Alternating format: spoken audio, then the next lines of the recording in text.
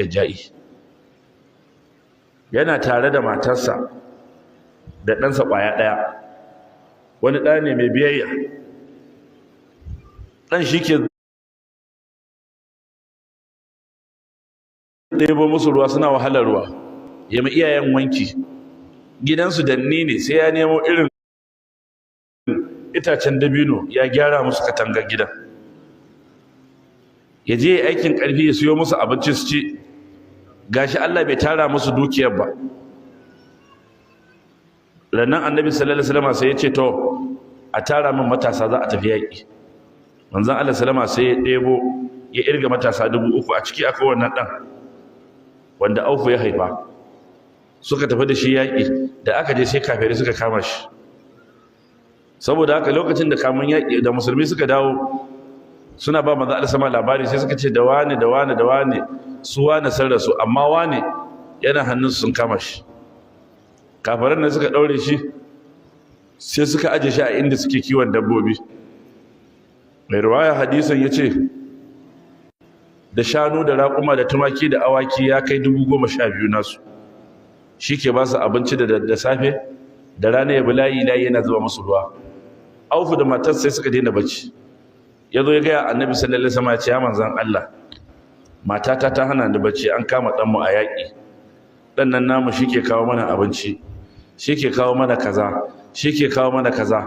Kai ya manzan Allah, mun shiga damuwa. Wace irin addu'a za ka ba mu, kowane aiki za ka ba mu don Allah ya fitar da mu daga cikin halin da muke ciki. Annabi sallallahu alaihi wasallama ya ce da su to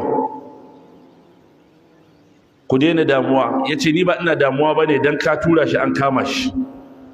A'a, babbar damuwa ta ya manzan Allah sallama kada su mai azabar da zai fada damuwa ya ba addinin musulunci.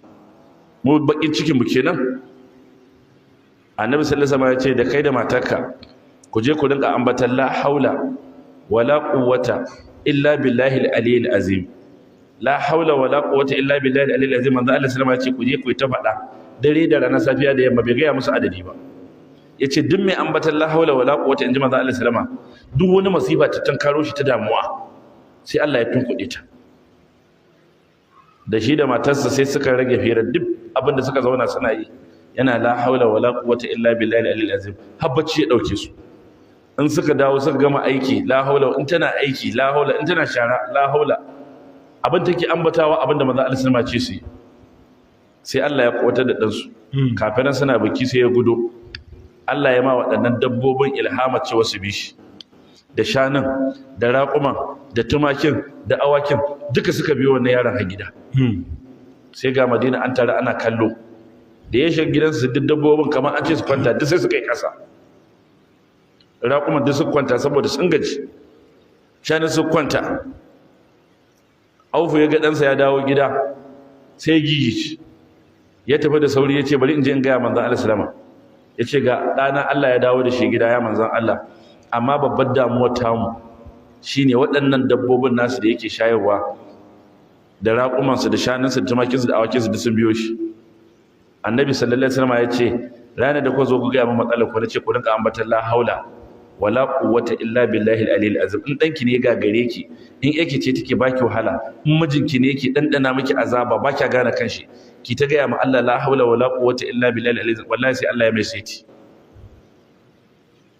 Yace wannan abin da kuka ta ambatawa yanzu shine Allah ya dawo muku da danku, kuma ya kawo muku dabbobin da ba ku taba samun irin su ba.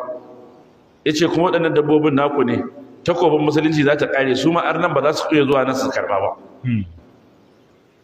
Yace Allah ne ya muku arziki, daga yau kun rabu talauci har ku haɗu da ubangiji ku ga sabon arziki. Allahu akbar. Shine ya karanta musu wannan ayar da Allah ya karanta. Allah ramana na tata wa may yattaqillaha yaj'al lahu makhraja wa yarzuqhu min haythu la yahtasib.